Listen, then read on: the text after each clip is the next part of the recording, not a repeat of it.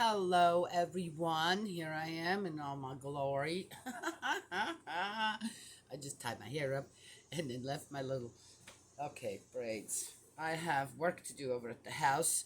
The family's coming home. I think tomorrow, could be day after tomorrow. So I got a little cleaning to do. Yes. And I need to get going. Okay, so let's get going in here. We are in Ecclesiasticus 29. I realize I need to make these videos a little shorter, don't I? Yes. So much to talk about. Never ending. All right, 29. Loans. Oh. Making your neighbor a loan is an act of mercy.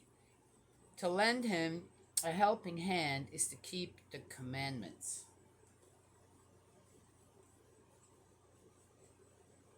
It's a good way to get along. Lend to your neighbor in his time of need, and in your turn repay your neighbor on time. Be as good as your word and keep faith with him, and you will find your needs met every time. Many treat a loan as a windfall and embarrass those who have come to their rescue. Until he gets something, a man will kiss his neighbor's hand and refer diffidently to his wealth. But when the loan falls due, he puts this off. He repays with offhand words and pleads the inconvenience of the time. Okay, again, says who? Uh,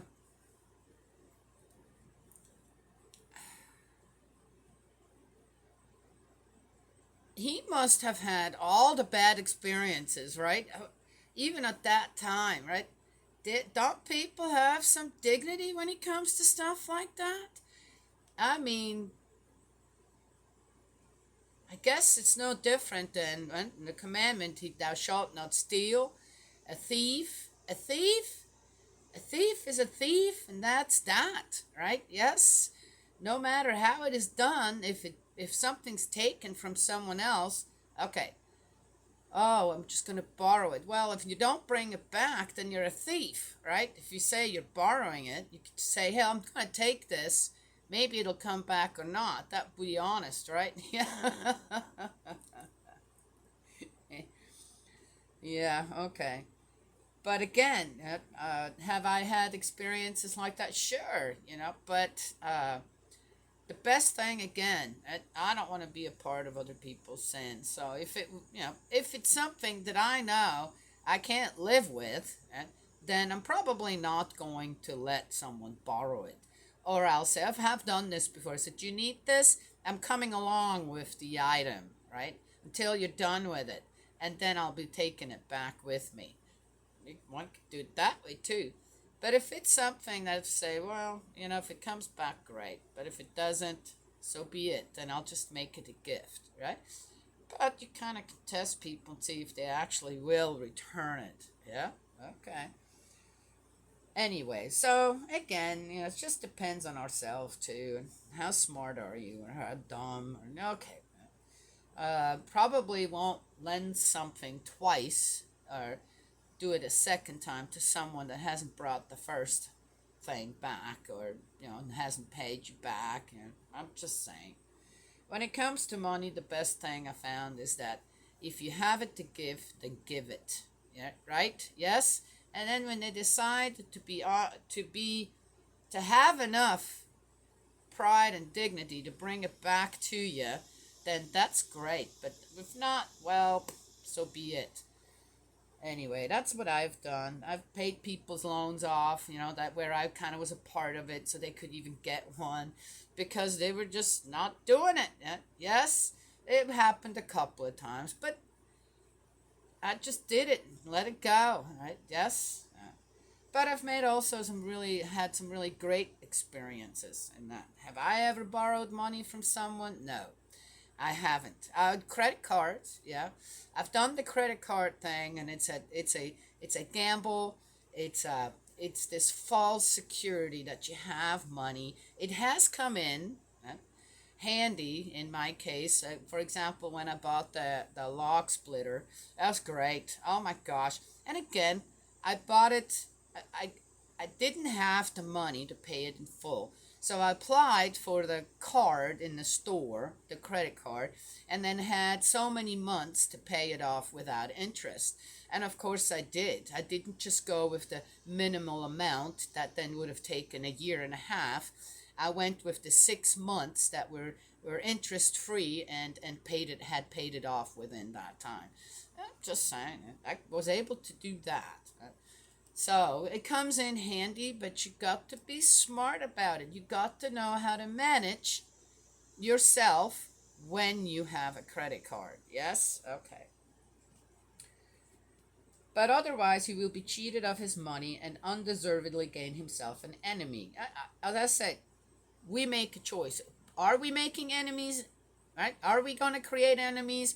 Or are we just going to say, well, this neighbor of mine, this friend of mine, this person I know that I have helped out, for example, with lending money or borrowing something, obviously can't be quite trusted with certain things. That doesn't make them your enemy, right? You just got to know them a little better now, and you go from there. And who knows, maybe with one's attitude, oneself, towards someone like that, maybe you could teach them something. Yes? Okay. I'd be pretty embarrassed. Okay, all right. The man will pay him back in curses and abuse, and with insults instead of honor. Now, I have experienced that just very recently with a friend I've known for a long time, in his family for a long time, and it requires a little tough love there. Yeah. But it's amazing on how he's able to just blow it all off and then on top of that, yes, curses you and abuse or tries to, right? It's a and insults. Yeah, it's a interesting thing to study in a person, but at the same time, it's just, dear me, you have to feel sorry for people like that. And I know he's not a happy person. I do know that. Many, not out of malice, refuse to lend. They are merely anxious not to be cheated for nothing. Well, I have a story there too. And I've told the story a long time ago. I know probably several times. Where an elder of mine, she was quite a few years older than I, 20, 30 years older than I am. And we used to work together in her little store. She had a little mountain store. And we used to stay there until midnight sometimes. Yes, having a great time. Sing. We found hymn books one time. Uh, through all the boxes that were donated and this and that, and we started with this was another friend there of ours, and we all started singing hymns while we were going through the clothes and this and that, and just had a fabulous time together at midnight. Summertime, the door was open. It was in the mountains, so you could be pretty loud if you wanted to. People wouldn't be able to hear you, and we were there. It was about 11 o'clock maybe or something. It was pretty late already. And this car pulls up. We're going, oh, I wonder who that is. Now, you got to remember, here were three women, in a middle of nowhere in this little, junk store. And here pulls this truck up, And this guy comes in and he says, hey, to my friend who's owned those, can I talk to you? And he ended up giving her some little junk jewelry or something and asking $10 for it, So it was kind of a trade, but yeah. And he says, I have to go get some milk, for my children. And I'm listening the whole thing. And then he leaves. She gives him the money and, takes the exchange for it. Okay, so there it is. And that's what you do know that he's not going to buy milk with that, right?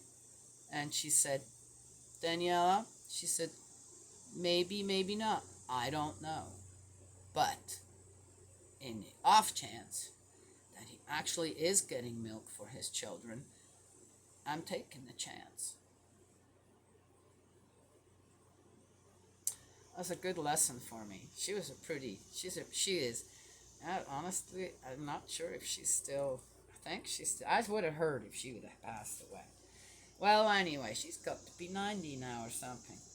Anywho, so there is that. I never forget the story, and always kept that in mind on how she was kind of a little bit of a miser too. Okay, I can't say that, but I'd say a hoarder. Let's say it this way: she was a bit of a hoarder, and it was really amazing on how though she kept this balance of when to say,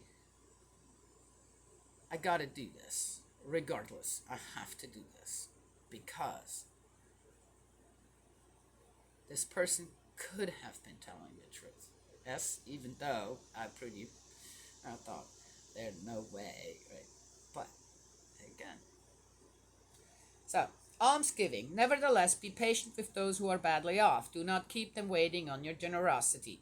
In obedience on the commandment, help the poor. Here I go again. I'm talking and I'm talking.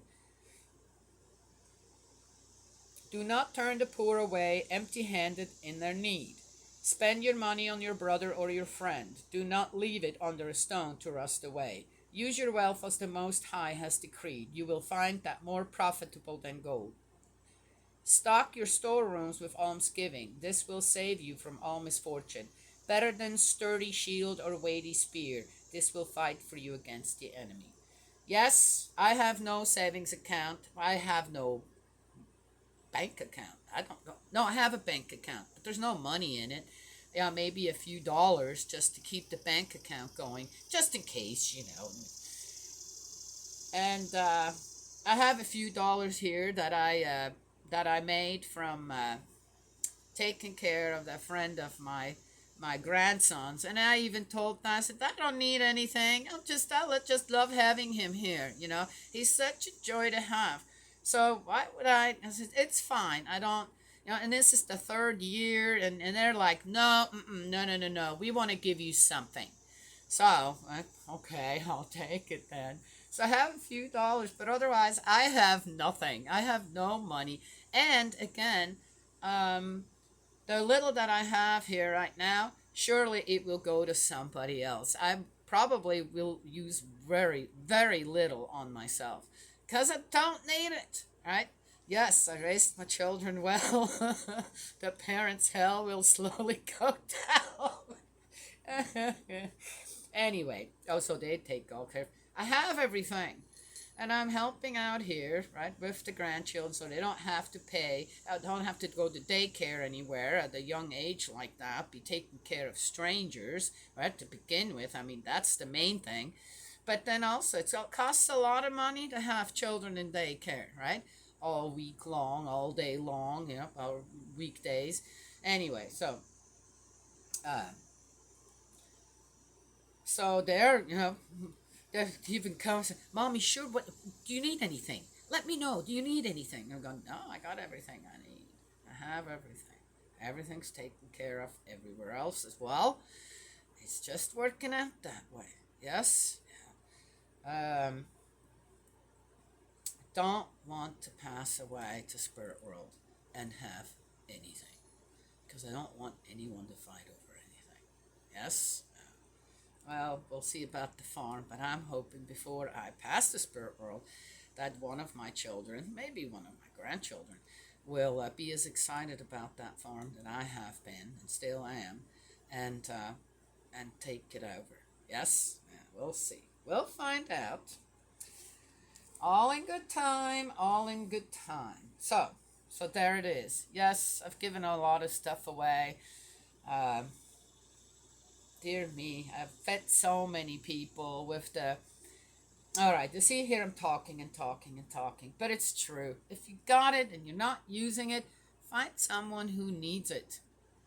I'm telling you, it's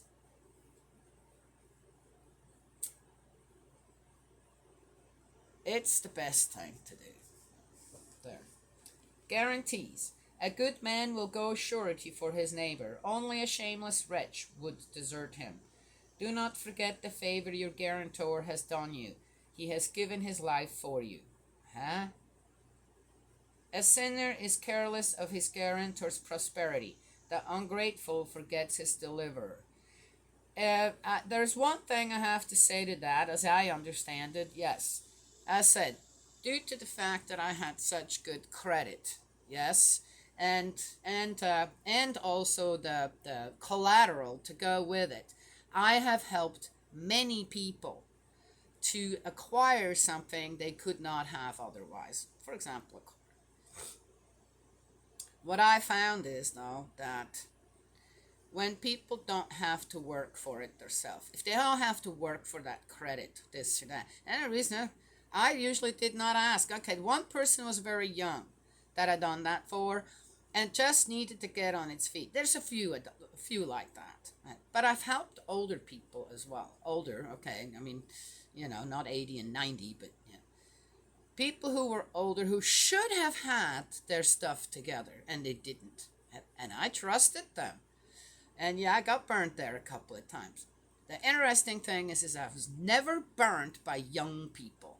People who were just trying to get on their feet needed a little bit help from their elders and trust that they would pay you back, that they would take care of the loan, that they would, and they did. Yes, it was the older ones. The ones that hadn't figured out on how to actually take care of their credit, how to make a payment on time, that were the ones, and who didn't know how to household with the money that they had, and they were not poor people per se. Okay, that they didn't have a job or this, it wasn't like that. They just did not know how to household with their money, and since I was kind of their backup, they sure did use me. But I would do it again. Yes, it's all right, and we're not enemies. I was paid back in other ways, I have to say, that, came in handy later on. So the investment was still worth it. Okay. See? Yeah. One can look at it the way he does and then go by that, but I don't know. One becomes grumpy and mean and hateful, I think, even on the side of goodness, when one would just follow what he says here. Just saying. Right? And not trust anyone anymore, more or less. All right. Going surety has ruined many who were prosperous, tossing them about in a heavy sea. No. What he's talking about here now, I think, is more when you start to gamble with your money and entrust it to someone else, and then things go, okay, just saying, like the stock market or something. Yep, I mean, there is that too. They didn't have that at that time. So I'm not sure on how, again, okay, you know what? I'm going to leave that one to Ecclesiasticus. It has driven the powerful from home to wander among foreign nations, a wicked man in a hurry to stand guarantor, and the hope of profit is hurrying to be sentenced. There you go. Come to your neighbor's help as far as you can, but take care not to fall into the same plight. Staying in other people's houses. The first thing in life is water and bread and clothing, and a house for the sake of privacy. Better the life of the poor. Otis, Otis is under my bed, on the blanket where June usually, or little bed where June usually is, because he's so tiny, and he keeps tooting. He keeps blowing bubbles down there. I'm telling you, it stinks so bad. Otis, I'm telling you, I've been going through this now for the last 7 days with this dog. Woo. He sure stinks. Woo. Okay. At least I know where he's at. Oh, okay, good.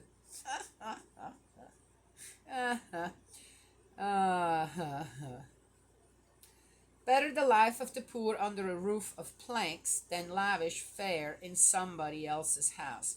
Whether you have little or much, be content with it, and you will not hear your household complaining. It is a miserable life going from house to house. Wherever you stay, you dare not open your mouth. You do not belong, you receive no thanks for the drink you pour out, and hear embittering words into the bargain. Wow, did he do that too? He is so well acquainted with all this stuff. How would he know? How would he know any of that? Come along, stranger, lay the table. What have you got ready? Give me something to eat. Go away, stranger, make room for someone important. My brother is coming to stay and eat the house. It is hard for the reasonable to be begrudged hospitality, to be shamed like a debtor. Okay, that's the end of 29. I've got to get going. Whatever. Okay. I don't know what this is doing here in the Bible. I just don't quite get it. This is just, yeah. I had so many people come and go through our house. I had certain rules that I wanted to have obeyed. And, whoever does, and whoever doesn't, they got a warning, then eventually I asked them to leave, you know. I'm pretty verbal, as everyone can tell. So, I'm not one of those, oh, I'm going to suffer in silence, okay? Um, and let someone else take over my house. No.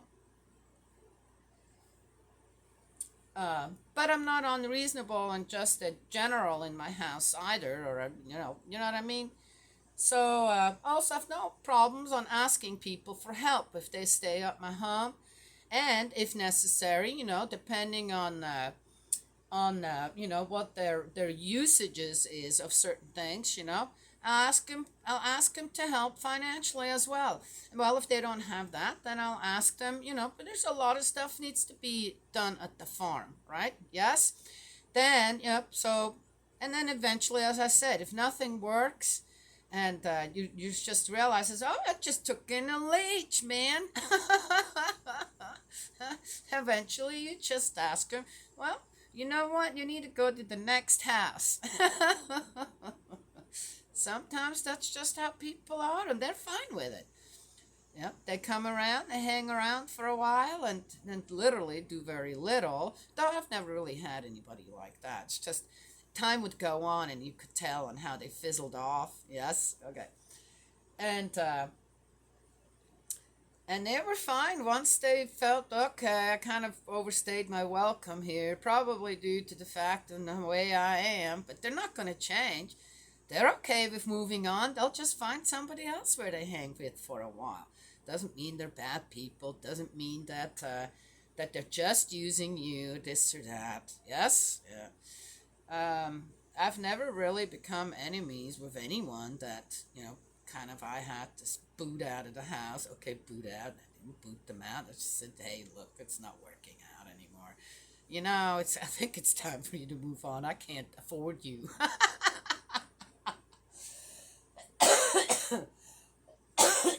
So there it is. Yes? Yeah. Anywho. So again, it just depends. How, according to this, what we just read in 29. Yes? Here I go again. Uh, Ecclesiasticus wants to make sure that you don't become a victim. Yes? Yeah? Of these evil people out there. I say, don't make yourself into a victim. Yes, you got mouth. And if you have established a household and you got your own home and people want to take advantage of that, you can open your mouth and say, sure, but here are the rules. Yes? And then stick with it. And if they break them, say, here is your little knapsack. You need to move on now. Yes? There you go. Right? And it doesn't have to be done with a gun in your hand. and it doesn't have to be done in a mean way. Right? You just need to stand steadfast, stand strong and tall and confident. Right? Even when it comes to stuff like that. Yes? That is not. Anyway. Okay. Said enough. That is it. I gotta go.